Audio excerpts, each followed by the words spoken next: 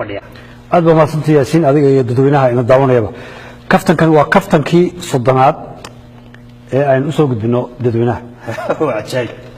number isuu leeyahay si qofku u kala garto kaftankan makii horaa toddobaadkii horaa makana kii hore wuxuu ahaa 29 kana 30 baynu ka dhigana waayahay aan bilaabo waxaan ka bilaabi doonaa yaasiinow heshiiskii carmo ee Puntland ayaynu ka bilaabi doonaa heshiiskaas waxa wada galay Cabdiweli Maxamed Cali Gaas iyo Cabdisamed Gallan ninka lagu magacaabo oo isagu indhawaalada isagoo ciidan haysta ay si toos ah u sheegay inuu ka soo horjeedo maamulka Cabdiweli Maxamed Cali Gaas muddo ayay jirtay arrintaas Cabdiweli Maxamed Cali Gaas oo madaxweynaha Puntland waxa uu suurtagal weeday inuu baabuur ku maro jidka u dhaxeeya Boosaaso iyo Garowe taasna waxay ahayd oo ka dambeeyay ciidanka faraha badan ee Gallan uu watay oo carmo oo jidka laamida ku taala fadhigiisu uu ahaa inta badan muddo soo socotay waan baa la galay dabadna aakhirkii in toddobaadkan la soo yimaado wafdi xagga ka socda iyo wafdi xagga ka socda waa arrin aad u wanaagsan in laba nin oo is haya oo waliba maamul iyo system isku haya ay isgacan qaadaan oo ay u daneeyaan dadkooda iyo bulshadooda waaya maxaa iska dhacay Cabdiweli Maxamed Cali Gaas oo madaxweyne ah iyo korneelkan kale ee carmo joogay oo Cabdisamed la yiraahdo Gallan labada nin ay ahayd labada nin ee heshiinay dadkii meesha ka hadlay qaarkood ayaa si khalad u fahmay oo qaateen laba reer in la heshiisiyo marka waxay ka dhigeen reerka uu ka soo jeedo Cabdiweli Maxamed Cali Gaas iyo reerka uu Gallan ka soo horjeedo uu ka soo jeedo ay lahayd in ay heshiinayaan haddii si kale aan u dhigo reer bariga iyo inta kale ee Puntland ee Garowe iyo Galkacyo inay heshiinayaan labada qaybood ayaa laga dhigay hore wanagi barnaamijyadii hore ugu soo qaadanay in beesha dhexe waxa la yiraahdo aan sheegay in reer waliba ay beel dhexe leeyihiin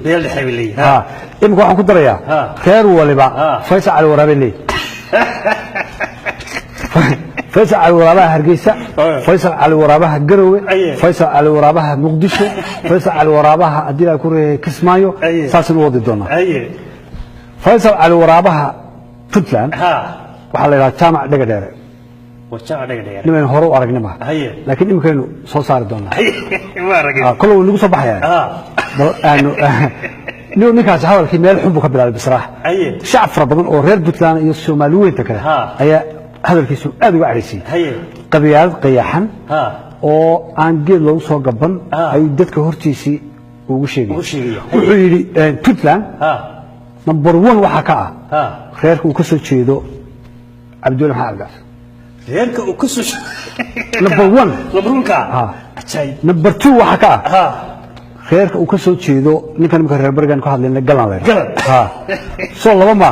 وحب هي مقعدة أدير محمود هي أدير علي والله أدير باحستا والله أدير باحستا وليتوب أنت كجاري دشيسة أي سارين سكحدي مركب بورا كرنديك أي باوركم مريا أنت كدشي سارين ولا حجزت الله بس شركة كتيرة أن قيب تاون داوسين دون ددوينها waxaan iyana aan aad u la yaabay anigu shakhsiyan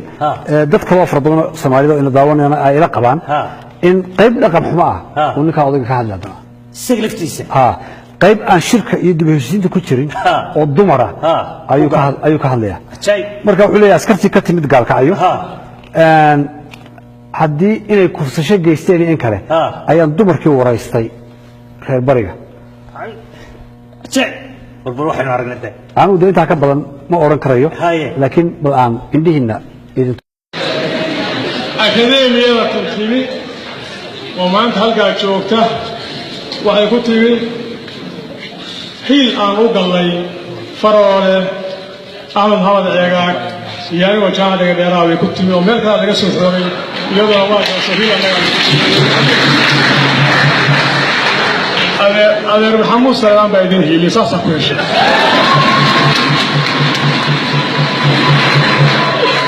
ما أنتي هلك على سوري حافظنا هالله وهي علي سليمان وقولين ومخبيين حدي أسكرت إذن تم قبله سيدي نقر ميان والله كفصنا يعود الغاثة حتى هذا أسكرت ورستي هذا هو سود بين واحد قبلين مخبيين كورما وفي عين ذلك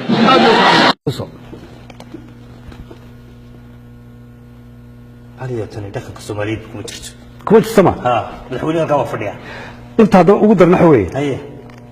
من ميكروفون قصدي وحده نقول هذا الكلام عيبت وحويا ميل مدحوين فرديو مقام وين أو مدحوينه بنتلاند يوسير فرديان أو قلت دولة أو كلا إن ريال على جهة العشاي وأدو أنت أكيد قد بلو بنتلاند